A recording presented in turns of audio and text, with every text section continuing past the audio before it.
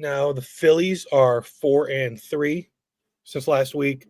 They went 2-1 versus San Diego, 2-1 versus Cincinnati, and then 0-1 versus San Fran. 53-38 overall. Half game. They're about a game up on the Mets. 6-4 in their last 10. Obviously, Trey Turner not an all-star. Kyle Schwarber is an all-star. John, how are we feeling right now with the small lead over the Mets? I mean, I would like the lead to be a little bigger here, but I mean, they're winning series and stuff. I mean, their starting pitching has looked fantastic. Excuse me there. I mean, their starting pitching has looked absolutely fantastic. I mean, the past like week or so, I think their starting pitching has really been the star for this Phillies team right now. I mean, what they really need to look at though is they relief pitching still, They need a and closer. they need a closer desperately. And the bats, the bats have to start to get going. It always seems it's either the bats are going really well and they're really hot, or their pitching is really good. And it just seems like if it's like they can only be good at one at a time. They're They, never like really good at the same time. they have all the tools to put it together. I was looking at their lineup thinking like, are there moves that they can make? I think maybe like around the edges, getting just another outfielder because Kepler hasn't been great for you guys. And there's obviously some level of question marks, maybe another first baseman to just kind of subside Bryce Harper, whether like a Ryan Mountcastle or O'Hearn's available that you could get him into play sometime.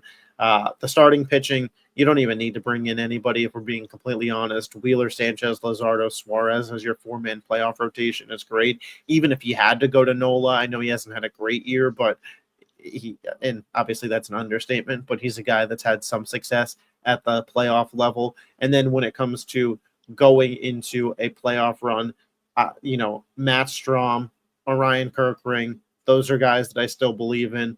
Romano, I think, is a fine bullpen arm, but I wouldn't want him closing out a 3-2 playoff game.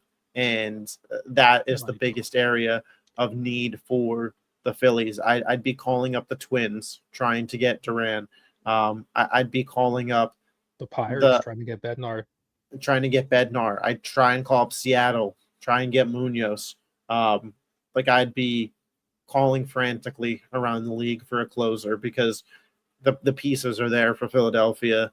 And if they could just confidently feel like they could close out a game, that'd be massive for them.